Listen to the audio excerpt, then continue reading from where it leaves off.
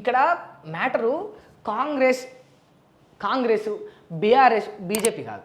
గెలిచిన సర్పంచ్ అభ్యర్థులు ఓడిపోయిన వాళ్ళ మీద ఇట్లా దౌర్జన్యం ప్రవర్తించారు. కొందరు ఓడిపోయిన వాళ్ళు పగతోటి అబ్బా అధికారం దక్కలేదే పదవి పోయిందే అని అహంకారంతో ఇంకొందరు ఇట్లా కొట్టి కూడా చంపే ప్రయత్నం కూడా చేసిండ్రు. తప్పు ఎక్కడుందంటే పార్టీల్లో లేదు, వాడి బుద్ధిలో ఉంది. ఏమైందంటే ఇప్పుడు మామూలుగా మనం ఏం చేస్తాం, ఆకలైనప్పుడు ఇంత అన్నం తింటాం. వీళ్ళు ఎవరైతే సర్పంచ్ ఎన్నికలలో దాడులకు దిగినరో వాళ్ళు అన్నం తినరు అనమాట, కడుపుకి ఇంత రోత తింటారు అనమాట, కడుపుకి ఇంత రోత తింటారు. అరే అది స్వతంత్రంగా రా, అది ప్రజాస్వామ్యం రా, ఓట్లేసి గెలిపించిండ్రు రా, వదిలేయి ఓట్లేసి గెలిపించారు కదా. నువ్వు ఎన్నికలలో నిలబడింది అందుకు కదా, తీర్పు ప్రజలు ఇస్తారనే నిలబడ్డది. మరి ప్రజలే ఇచ్చారు తీర్పు, వదిలేసేయి. ఇంకా దానికి మీదికెళ్ళి దాడి ఎందుకురా నాయన. సరే ఓడిపోయినాడు బాధతోనో ఏదో చేసిండు అనుకున్నాం. గెలిచినోడు వాడు గెలిచినాక ఇక నేను గెలిచేసినా నాకు తిరుగులేదు, నాకు అడ్డు లేదని చెప్పి ఓడిపోయిన వాళ్ళ మీద గిట్లా ట్రాక్టర్ ఎక్కిస్తాడు.